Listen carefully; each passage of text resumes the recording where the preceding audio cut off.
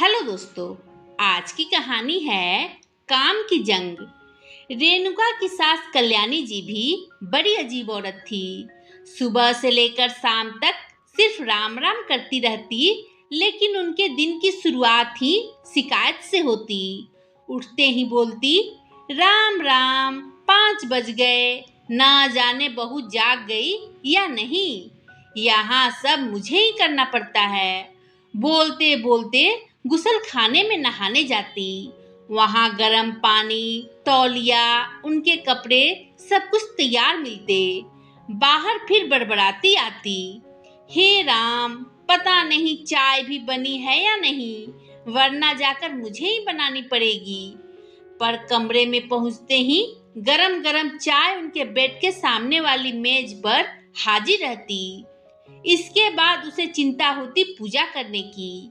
कहती, पूजा करनी थी, देर हो रही है, पता नहीं बहू ने पूजा की सामग्री तैयार रखी है या नहीं।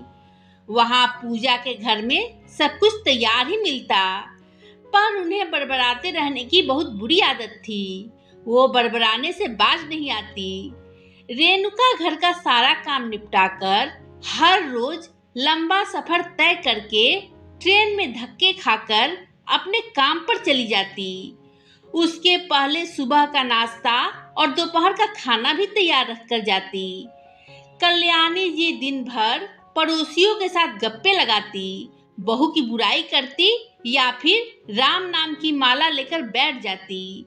यहाँ वहाँ के मंदिर जाकर भजन कीर्तन में लगी रहती। घर में या घर के कामों में जरा भी ध्यान नहीं देती, जबकि इतनी ज्यादा उम्र भी नहीं हुई थी। उसे लगता, बहू है तो मैं क्यों काम करूं। शाम हो जाती और बहू के घर आने के समय कुछ न कुछ दर्द का बहाना बनाकर पलंग पर पड़ी रहती। शुरू शुरू में रेणुका को सच लगता था, पर कुछ ही दिनों में उनकी पोल खुल गई। पर पति देव इस बात को कैसे माने। उनको तो अपनी माँ साक्षात देवी लगती। उसे अपनी माँ ही प्यारी है, फिर बीबी का सच भी उसे कड़वा लगता। रेणुका रोज शाम को थकी हारी घर आते समय जरूरत की चीजों का बोझ ढोते आती और बिना एक पल गवाए फिर शुरू हो जाती रात के काम की जंग। इसकी शुरुआत चाय से लेकर होती और पूरा खाना तैयार करके सास और पति को खिलाने के बाद कपड़े, बर्तन, चूल्हे चौके आदि के सफाई के बाद कहीं वो खाना खा पाती। रोज उसके पति के लिए स्त्री के कपड़े तक तैयार रखने पड़ते। सब होते होते आराम से 11 साढ़े 11 बज ही जाते, तब कहीं वो सो पाती। यही हर रोज का कार्यक्रम रहता। रविवार और छुट्टी के दिन सिर्फ दफ्तर और सफर से छुट्टी मिलती, न घर के कामों से फुर्सत मिलती न आराम। ऊपर से सास की तानाशाही भी चलती रहती।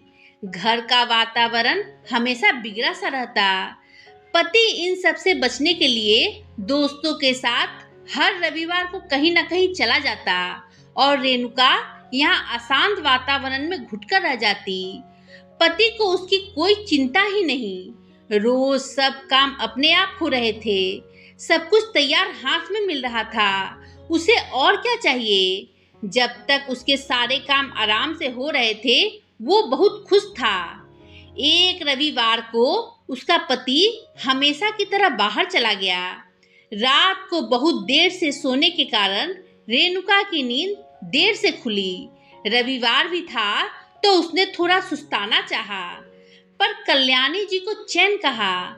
न रुकने वाली घंटी की तरह सुबह होते ही शुरू हो गई। लड़ना झगड़ना शुरू किया। बर्दाश्त की हद गुजर जाने पर रेणुका ने भी अपना आपा खो दिया। गुस्से में उसकी जुबान भी चल गई। सास का पारा और चढ़ गया। उसने जाकर रेणुका को धक्का दिया तो वह दीवार से टकराकर गिर पड़ी।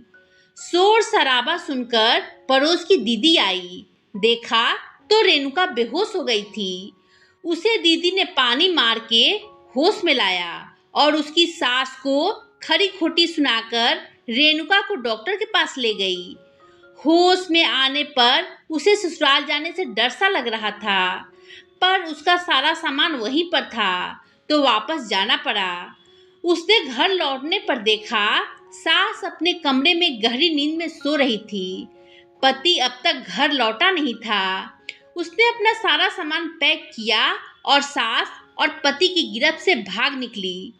शाम को जब उसका पति घर लौटा तो उसकी देवी समान माँ ने बेटे से कहा, तेरी बीवी भगौड़ी निकली, वो भाग गई। सुनकर उसने कहा, अच्छा हुआ, मैं उसे घर से आज निकालने ही वाला था। तो फिक्र न कर माँ, मैं तेरे लिए उससे भी बढ़िया बहू लाऊंगा। दोस्तों, आपको ये कहानी कैसी लगी? कमेंट कर बताएं। कहानी पसंद आई हो तो लाइक शेयर करें और मेरे चैनल को सब्सक्राइब कर बेल आइकन दबाना ना भूलें, जिससे कि मेरी कहानियाँ आपको लगातार मिलती रहे। धन्यवाद दोस्तों।